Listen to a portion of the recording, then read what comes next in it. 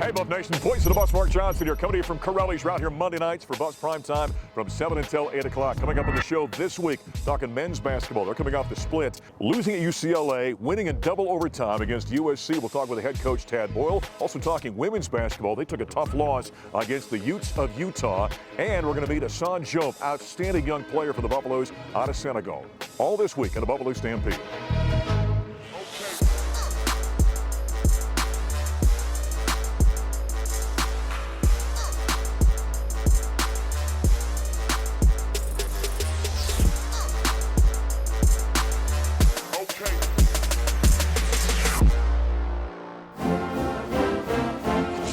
Circles now, crosses over, blows by Boogie Ellis, down the paint to the rim, layup is up and good, and Colorado's got the lead. 2:53 to play in overtime, they lead it by 1. 10 seconds, Cody, right side Williams in the corner, De Silva pulls up for 3, right between the eyes, from downtown, and it's a 4-point game. What a shot by De Silva. Left side, Kobe Johnson down to 4, up top Collier, down to 2, right side Boogie Ellis down to 1, fires a desperation 3 and missed it, and Colorado wins in double overtime. Oh, a miracle in the city of... Well, that was one of the most exciting games I've done in a long time. A double overtime victory by the Colorado men's basketball team, knocking off USC, their final trip, by the way, to Los Angeles, the Pac-12. They get a big win over the Trojans. Hi, everybody. Voice of the Buffs, Mark Johnson, here at Corelli's. We're out here Monday nights from 7 until 8 o'clock for Buffs Prime Time. Head coach Tad Boyle and the Buffs needed that victory badly as they continue to build their resume for the NCAA tournament. And on Monday night here at Corelli's, we caught up with the head coach. Presented by Coors Light. Coors Light, mountain cold refreshment made to chill. Celebrate responsibly. And we were just talking before we went on. It's amazing if you make a shot one night and you miss a shot the next. Yeah. What happens differently? Both games. Well, here's an idea. Let's not get down by 15 or 16 anymore. That would be nice. Then we don't have to make big comebacks, right? Exactly. That's exactly what we did. We did that both games. And, you know, what's ironic is we could have easily won on Thursday night and got beat on Saturday. Yes. But, you know, it just flipped the other way. And I've always believed this. You know, players make plays at the end of the games, and we had some guys make plays at the end of that USC game. And SC, we got our shots. We had our opportunities. But it never ceases to amaze me, you know, and I love fans. I love people. The nice thing about being a coach is you get a lot of feedback, you know. It's a nice thing now. Yeah, no, it's always, right. you know, it's a good thing after you win. After you lose, they don't say a whole lot. Okay. You know, but after you win, oh, great job, you know, which is, I guess it beats the alternative, right?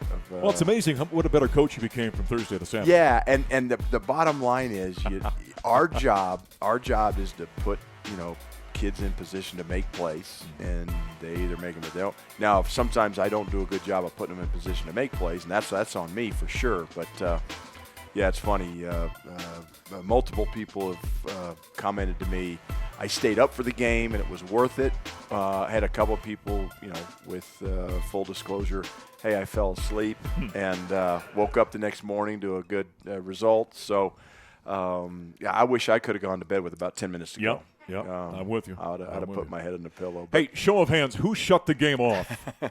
There you go. We got 2. I love honesty. Okay, my wife. We got your 2, wife. 4 honest people in the room. I love it. It was amazing. You probably got the same thing I did. My inbox on Sunday morning blew up. Yeah. Because people were waking up and taking a look at social media, that kind of thing. Yeah, no doubt. No doubt. But no, it was a good win, and it was a tough loss on Thursday because we were right there and we came back. And again, if we figure out, you know, I've said this multiple times, Mark, you get tired of hearing me. I know that. We're 20-some games in the season now. You're like, can I talk to another coach at some point? Because I'm tired of this one. But, you know, if we figure out how to take care of the basketball and guard a little bit better, we can beat anybody in our league. And, but man, I've never been a part of a game where we've turned it over 21 times, they've turned it over 9 times, and we win. Yeah. And I told our team at halftime, I mentioned this after the game, I think, you know, at halftime, they're shooting 51%. They made 7 threes, and we turned it over 9 times, and we're down 6. And I looked at our team, I'm like, I don't know how that happens. Like, we should be down 26. The math doesn't quite add up. The math does not add up. Yeah. Like, I mean, but we're doing something right. We're competing our tails off. We were up big on the boards. We were plus 25 on the glass, which was the, you know, extenuating factor there that night. But guys just keep battling. That's all you can ask. I mean, but we got to play better, in terms of just making simple plays. And a lot of it's just passing and catching and ball handling. Both games, you had 9 turnovers in the first half. Yeah. And by the way, here's another odd number. Yeah. At halftime of the USC game, Colorado had as many turnovers as missed shots. I mean, think about that for a second. Exactly. Right? Only 9 missed shots we've in the been first very half. efficient offensively. Oh, the offensive numbers have been It's great. unbelievable. But holding on to it's not. Holding on to it's another deal. And it's not like we're getting crazy pressure. I mean, they're good defensive teams, but UCLA, I think, is as rock solid defensively as anybody in our league. USC comes and goes. They're pressure, but it doesn't seem to matter for us. Right. We cough it up. So USC, you have 9 turnovers in the first half. You come out, I think, turns it over the first 3 times. Yeah, 3 out of the first 4. 3 out of the first 4 of the second half. Yeah. I don't have much hair to pull out. You were kind of hot, by the way. Oh, yeah. You were right in front of me. I could see I almost turned around and started pulling your hair out. You got hair to pull out. I don't have hair to pull out. I'm like, come on, give me a clump of that, Mark. If it's a really important game, go ahead and give it a try. Okay. It's got to be a big one, though. Championship kind of deal. Yeah, exactly. There's head coach Tad Boyle here at Corelli's for Buffs Prime Time after a great double overtime win over USC. We'll take a time out here to Buffalo Stampede. More with the head coach when we return.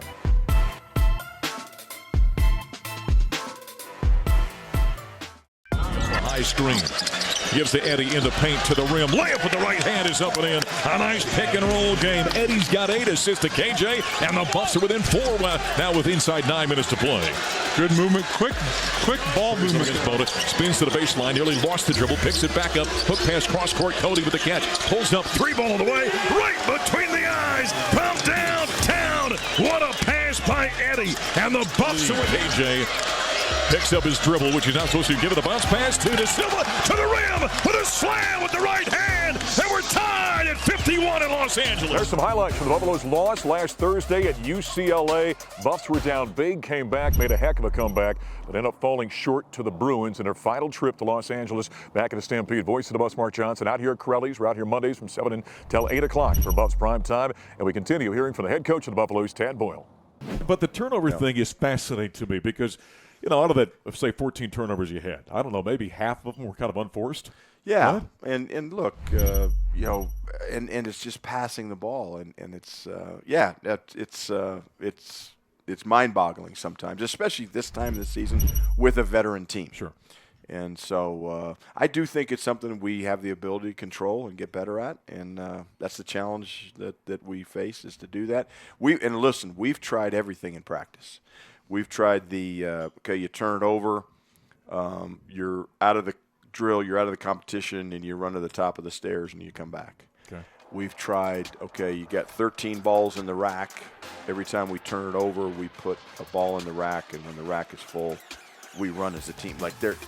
Just whatever you can do to, have that immediate feedback of this is not okay. We've tried it, but to no avail. And then we're not going to stop coaching it. We're not going to stop trying. And then it dries up all of a sudden. So you got and then we take care of it. Right. Yeah, like you said, because what did we end up with? We had 21, but down the stretch we were really good. Right. So and all we're capable. capable. Yeah. KJ Simpson, he is one of those guys, Ted. Over my career, I've thought about guys, that had that ability to just all of a sudden turn it on and explode. Esquio was like that, where he would just go out of his mind all of a sudden for a little while. And other guys, Melo back in the day when I was at Syracuse, there were other players like that. He plays so hard, number one. He does. I mean, it's amazing how hard that KJ plays all the time. But he's got that ability, and it's a weird deal that however that switch happens, but he all of a sudden exploded the other night, and everyone else kind of followed. Yeah, he's it's funny, and I think I said this earlier in the year. I feel bad in some ways when I coach KJ because early in his career, he came in, he followed McKinley, and probably midway through his sophomore year, I had to kind of catch myself because I just kept throwing McKinley up to him, like, hey, you got McKinley would do this, and he got really sour to it, and rightfully so, rightfully so, but he's made me forget about him. Right. Like to this kid's credit, he just keeps coming and coming, and he, I give a lot of credit to his parents. His mom and dad are great people, and he, his dad played for a legendary coach in St. Louis named Floyd Irons, who I have a lot of respect for. I got to know when I was at Kansas a little bit. And, his dad gave him tough love growing up. Like, he didn't baby him. He didn't, coddle him. And so KJ's been used to being coached, and he came through that because of it. And I feel bad now because I feel like I was a little harder on him early in his career than maybe I should have been. But he could handle it. And he's handled it, and his maturity level on the court, off the court, like in every facet of his life. And that's what's great about coaching young men is you get to see them come in as freshmen, and they maybe they're a little immature, they're not ready, and you challenge them, and you coach them, and then they turn into what he's turned into, and it's like, oh man, it's pretty special. You might have had back-to-back guards on the smaller side. McKinley was 6'1" on a good day. Yeah, exactly. He would probably tell you on a good day. On a good day, and KJ's 6'2", but they might be two of the best smaller guards who rebound that I've ever seen. No doubt about it. And and it's funny coming off having Spencer Dinwiddie, who's a 6'6" guard, Derek White, who's a 6'5" guard, and then you go to two small ones. Like, to me, if you can play, you can play, and that's what we try to find. We try to find guys that can play, and whether they're 6'1" or 6'5" or 6'6", obviously you'd like them bigger and longer and more athletic as you can get them, but I'd rather have a guy like KJ that's 6'2" and has the heart of a lion than some 6'5", 6'6" guard that maybe doesn't. I mean, he's 6'2". He's averaging 5.5 a game right now. He had about 8 or 9 the other night. Yeah, he had 9 rebounds in the victory over USC. I think in conference play, he's averaging almost 7 a game or so. Yeah, exactly. Yeah. He's top 10 in rebounding. He's the only guard in there. Right. He's the only guard. Eddie's up there. A bunch of the bigs in the league are up there, but KJ's the only guard in there. And I mean, he's having just a unbelievable year. To me, an All-American type year, certainly an All-Conference year.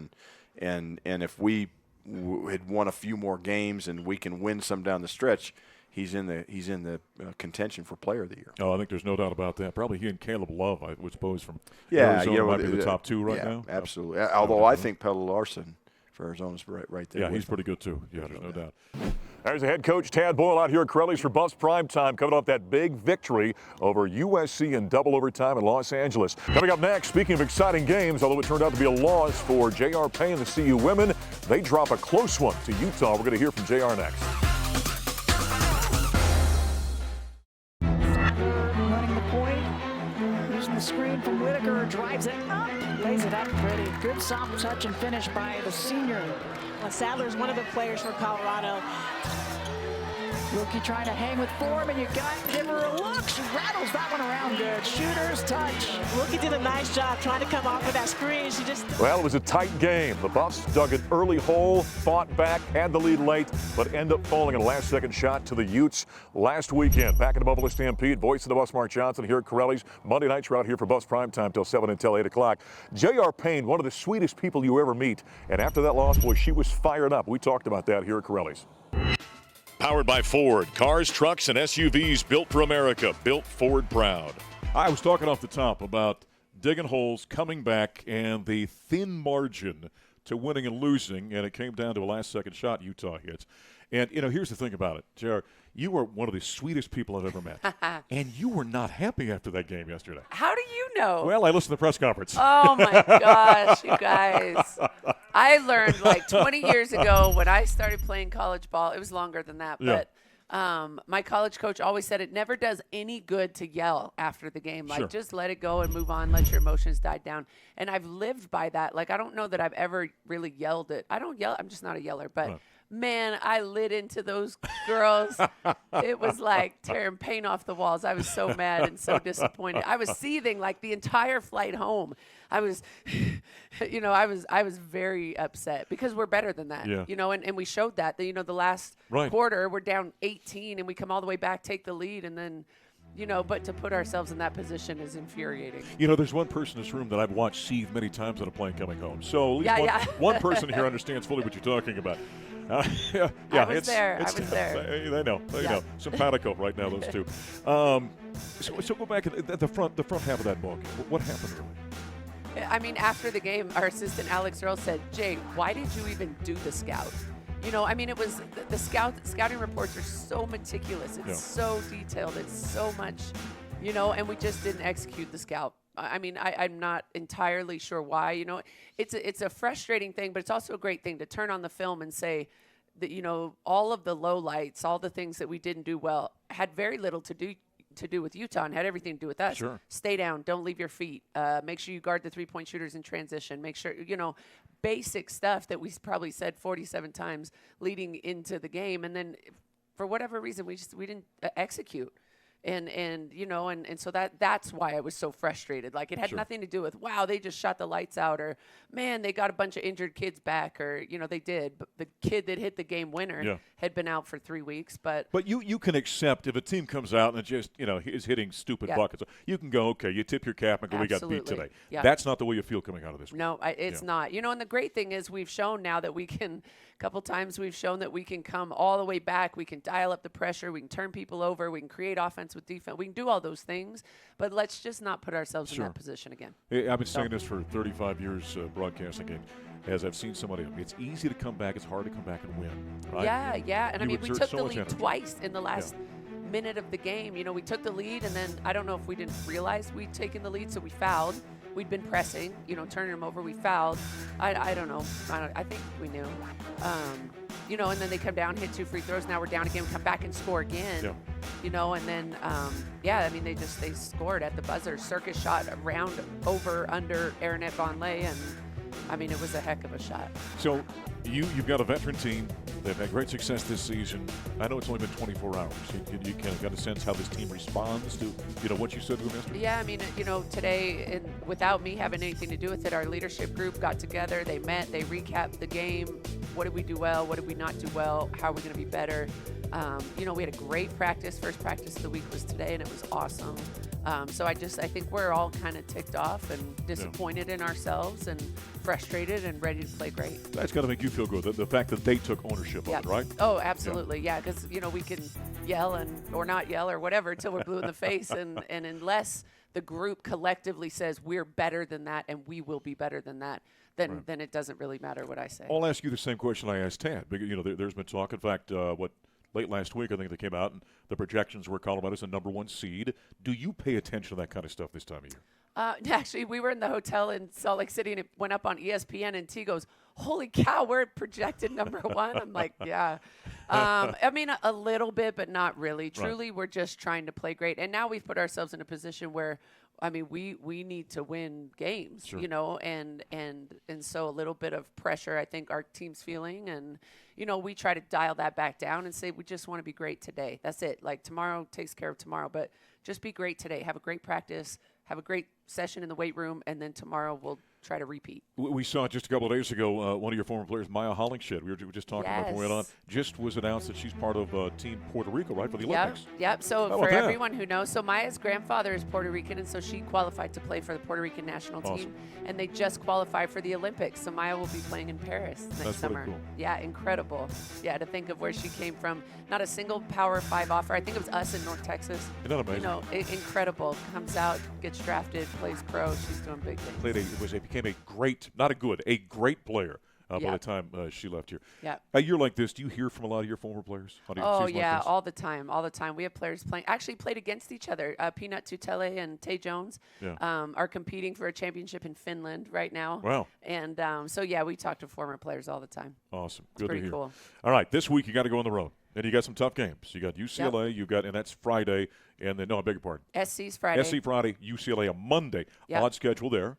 But give us a quick thought about that road trip. Yeah, I mean, it's definitely a tough trip. Probably outside of coming to play us in Utah, it's the toughest trip, you know, in the league. I think SC's number 9 right now, and UCLA's probably, 12. Or they're both very good, very healthy, and feeling good and playing great. So it'll be tough.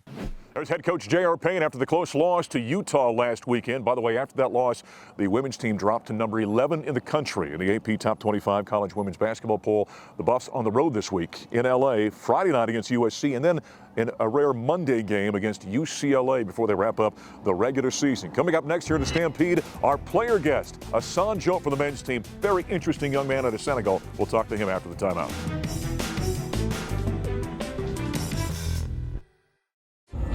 Flips it near side to Emily Dodd. Dodd, a freshman from Calgary, Alberta. Now Pisani again! A hat trick in the first few minutes of the first quarter. The lacrosse season is underway. There was the home opener for the Buffs. They knock off Louisville by 1, then go on the road, and the Colorado lacrosse team takes care of Penn State and St. Joe's in Philadelphia. Now they come home. They've got an 11 o'clock game on Thursday morning. Odd time. They'll take on number 1 Northwestern. Back here at Corelli's, right here Mondays from 7 until 8 o'clock for Buffs Primetime. Voice of the Buffs, Mark Johnson. One of the more interesting players on the CU men's team is freshman Assane Diop. He's out of Senegal. Fascinating young man, an interesting life story. We're going to hear from him in a moment. But first, Tad Boyle on recruiting him and what kind of player Diop is for the Buffaloes. He's a phenomenal young man. I mean, I could talk for hours about Assane. I mean, you know, as a coach, you look for young men who care about the right things, and this kid is all about the right things. He's about the team. He's about doing the right thing. You know, here's a kid who left home, you know, what, 3.5, 4 years ago now. Yeah. I mean, and he's from Senegal, by the way. For Senegal, yeah. And has not been home since. What this kid's been through and the growth that he's had and then the attitude he has. Like, you know, especially in today's day and age of recruiting and NIL and all the stuff that goes with, you know, the pampering of sometimes the American kids that they go through with AAU basketball, and he's had none of that. You know, he's just happy to be where he is, and he sees what America offers him relative to what he has at home, and it's just a great story. And it's what, to me, what college athletics is all about is taking young men from situations, whether it's away from their family or not, and putting them in situations that are better for their future. Mm-hmm. But the sacrifice that he makes from a brother and a sibling standpoint and being a son, it's humbling. I mean, it's something when I think about, I get emotional. Tell us about Senegal. I've never been there, know nothing about it. What's your hometown? What's Senegal like? It's a different country. I'm really proud to be a part of. Sure. Like, I feel like it's a country that teaches me a lot for my life right now. I bet. Now, you got a lot of brothers and sisters, right? Yeah, How many siblings do you have? I got 8 of them. 8. So there's 9 total. Yeah. Is everyone as big as you are? I'm the biggest one. You are, okay. I never liked basketball in my life. Yeah? Like. Well, don't say that now. You're here playing basketball. Yeah, when I started playing basketball, the first day I went, and I'm kind of shy on that time. Okay. So I said, I cannot do it. And I went to my dad, I said, I cannot play basketball. The first time I played basketball, I said, I'm not going to soccer again. Yeah, I don't know how, but it was just fun. Like, after that, I never went to soccer, or anytime I go to soccer, it's just like to have fun. Right. But it wasn't Sure. that serious. A lot of people that play soccer before, like, they move differently than the people that never do it. Right, great footwork. Yeah, yeah. It does really help me, though. You're 15 years old. Mm-hmm. You don't speak the language. You move halfway around the world. I mean, that's a courageous thing for a young man. I feel like the thing that was, like, really special was, like, the fact I'd never known nothing about English. Yeah. And, like, when I was traveling, I was by myself. And when I came to Chicago, that was my first landing, and they wasn't speaking no French or Wolof. So I have to speak English now. Yeah. So, and I don't know where I'm going to because I never went to an airport. So I was saying, unreal. Yeah, this will be hard for me. But I managed to make it. Man, it's great having you as a Colorado Buffalo. Appreciate I can't wait to see you continue to grow in this program. Yeah, Let's hear it for Assane Diop, freshman for the Buffs.